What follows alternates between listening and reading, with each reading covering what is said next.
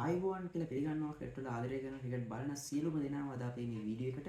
ඉතින් මේ වර්ල්ඩ් කප් උණුසුමත් එක්ක අපි වර්ල්ඩ් කප් එකේ තරඟ ශ්‍රී ලංකාව ක්‍රීඩා කරන තරඟ සහ වැදගත් තරඟ වලට අපි රිවිව්ස් අරන් එනවා. මැච් වල විස්තර කතා කරනවා. ඒ වගේම මෙන්න මේ වගේ කෙටි වීඩියෝස් අපි ඔයාලට අරගෙන එන්න බලාපොරොත්තු වෙනවා ඉදිරියේදී. ඉතින් අපි අද කතා කරන්න ලැහැත් වෙන්නේ ඉතාමත් රසබර සහ කෙටි මාතෘකාවක් ගැන. ඉතින් ක්‍රිකට් බලන ඕනම කෙනෙක් මෙන්න මේ වගේ මැච් අතරතුර නැත්නම් මැච් වල ලයිව් එකදී විෂුවල්ස් මෙන්න මේ විෂුවල්ස් දැකලා ඇති. නිකන් ස්කෝ කාඩ් වල නැත්නම් ප්ලේයර් කෙනෙක්ගේ ප්‍රොෆයිල් කාඩ් එක වගේ මෙන්න මේ වගේ දේවල් වල දැකලා ඇති. මේකේ තියෙනවා ප්ලේයර් කෙනෙක්ගේ ස්ටැට් ගොඩක් එයා කරේ කියලා බලලා. ඉතින් මෙතන මෙන්න මේ වගේ රවුන්ඩ් කරලා තියෙන ස්ටැට් ඔයාලා දන්නවා සමහර කට්ටිය මේවා හදන්නේ කොහොමද මේ කැල්කියුලේට් කරන්නේ කොහොමද කියලා ලොකු අදහසක් නැහැ මෙන්න මේ වගේ දේවල්.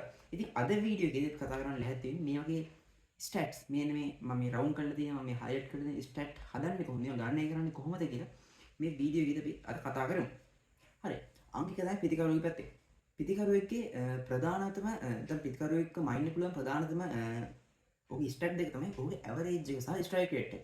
ඉතින් මේක ඉනිමකදී ගත්තොත් ස්ට්‍රයික් රේට් එක අපිට ඔහුගේ ඉනිං එක මෙෂර් කරන්න පුළුවන්. ඒ වගේම කරේ එක බලද්දී ඔහුගේ ඇවරේජ් එක අපිට ඔහුගේ කරේ එක මෙෂර් කරන්න පුළුවන්. කොහොමද මේ ඇවරේජ් එක බලන්නේ? ඔව්. ඇවරේජ් එක බලන්නේ කරේ එකට. නැත්නම් ඔහු ලබාගෙන තියෙන ඔහුගේ මුළු ක්‍රිකට් ජීවිතේට තමයි මේ කරේ මේ ඇවරේජ් එක කියන මිනිමම් අපි ස්ටැට් එක බලන්නේ. උදාහරණයක් විදිහට විරාට් කෝලිගේ ODI කරේ එකේ ඇවරේජ් එක. ඉතින් මේ ඇවරේජ් එක ගණනය කරන්නේ ඔහුගේ ෆෝමැට් එක. අපි ගන්න ෆෝමැට් එක ඔහු ලබාගෙන තියෙන මුල් ලකුණු සංඛ්‍යාව බෙදන්න ඕන ඔහුගේ කරේ එක පුරාටම දැවී ගිහින් තියෙන අවස්ථා ගන්න. උදාහරණයක් විදිහට ඔහු එක් දිනකදී ලකුණු 1000ක් ලබාගෙන ඔහු ක්‍රීඩා කරපු ඉනිම් 50කින් දැවී ගිහින් තියෙන ඉනිම් 25ක දින ඔහුගේ ඇවරේජ් එක හොයන්න ලකුණු 1000 බෙදන්න ඕනේ 25යි. එතකොට ඔහුගේ ඇවරේජ් එක 40ක් දෙනවා. ඉතින් ඊට පස්සේ ඊළඟ ස්ටැට් එක තමයි පිටිකරුවට සම්බන්ධ ඔහුගේ ස්ට්‍රයික් රේට් එක. ඉතින් මේක අපි කරේ එකටත් බලනවා ඒ වගේම ඉනිමකටත් බලන්න පුළුවන්.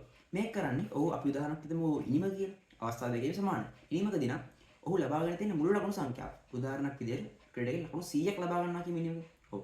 ඉනිමක ලකුණු 100ක් ලබා ගන්නවා. ලකුණු 100ක් ලබාගෙන තියෙන්නේ පන්දු කීයකින්ද කියලා බලන්න. අපි හිතමු ඔහු ලකුණු 100 ලබාගෙන තියෙන පන්දු 50කද.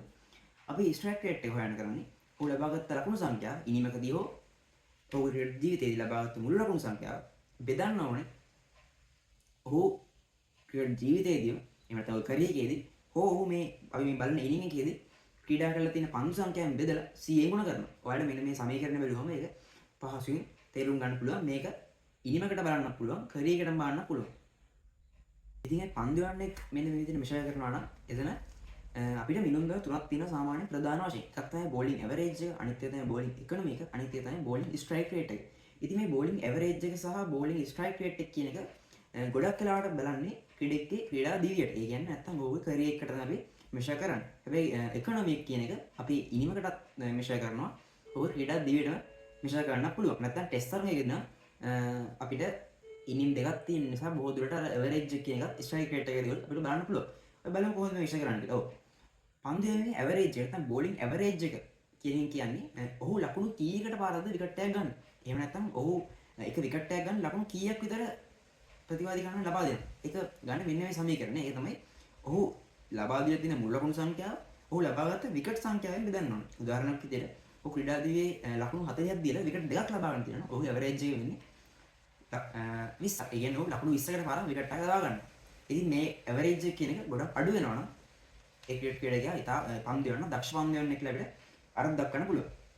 ඉකොනොමික් කියන්නේ මොකක්ද? දැන් බෝලිං ඉකොනොමික් කියන්නේ මොකක්ද? මේ ආර්ථික තත්ත්වය නෙමෙයි.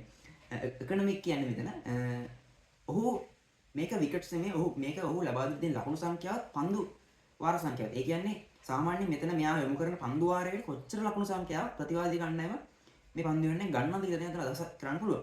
මේක ගොඩක් වැදගත් වෙන්නේ තරඟයකදී කොච්චර ඉම්පැක්ට් එකක් මේ ක්‍රීඩකයා දක්වනවද කියලා පෙන්වන්න. මොකද 20 තරඟයක ඉකොනොමිකල් බෝලර් කෙනෙක් කියන්නේ ගොඩක් අඩුවෙන් ලකුණු ලබා දෙන පන්දු යන්නේ. ඉතින් මේක කැල්කියුලේට් කරන්නේ ඔහු ලබා ඉනිමකදී නම් ඔහු ලබා දෙලා තියෙන මුල් ලකුණු සංඛ්‍යාව බෙදන්න ඕනේ ඔහු යවලා තියෙන පන්දු වර සංඛ්‍යාවයි. ඉතින් මේක ඉනිමකෙත් තමයි ගොඩක් අපිට වැදගත් වෙන්නේ. ඊළඟ තමයි බෝලිං ස්ට්‍රයික් රේට් එක.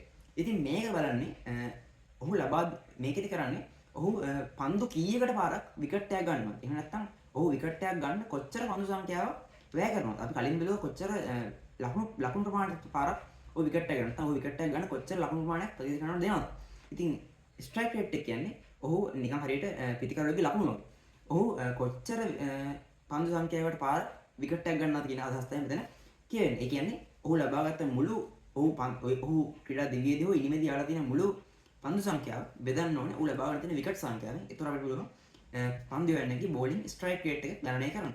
ඉතින් මෙන්න මේවා තමයි අපි කතා කරපු ස්ටැට් පහ. ඉතින් මේවා ඔයාලට ඕනම ප්‍රොෆයිල් කාඩ් එක මැච් එකක් අතරතුර ඒවා බලා ගන්න පුළුවන්. ඉතින් මේක අදහසක් තියෙන එක ඔයාලට ගොඩක් වටිනවා. මොකද ක්‍රිකට් අපි බලනවා නම් ඒවා හරියට අදහස් දැනගෙන බලන්න එක ගොඩක් වටිනවා. මොකද ඒතර අපිට ගේම් එකේ අයිඩියා එක ගන්න පුළුවන්. ඉතින් ඔයාලා දන්නවනම් මේ වගේ මම නොදන්න තවත් කාරණා තියෙනවා නම් ඔයාලට පුළුවන් පල්ලෙහා කමෙන්ට් සෙක්ෂන් එකේ ඔයාලා අදහස් ඉදිරිපත් කරන්න. ඒ වගේම මේ වීඩියෝ එක මේවා දන්නේ නැති ක්‍රිකට් බලන ක්‍රිකට් ආස කරන වෙන යාළුවෝ ඉන්නවනම් ඔයාගේ මිතුරන් ඉන්නවනම් ඔයාලා මේ වීඩියෝ ෂෙයා කරන්න. ඉතින් ලයික් එකක් දාන්න වීඩියෝ එකට සබ්ස්ක්‍රයිබ් කරන්න. තවත් මේ වගේ රසබර වීඩියෝ බලන්න. ඒ වගේම අපි 20 ලෝක කුසලානේ තවත් තරම් යන ලොකු ලොකු කතා බහක් අපි ඉදිරිපත් කරන්න සූදානම්. ඒවත් බලන්න YouTube channel එක subscribe කරන්න. Good luck.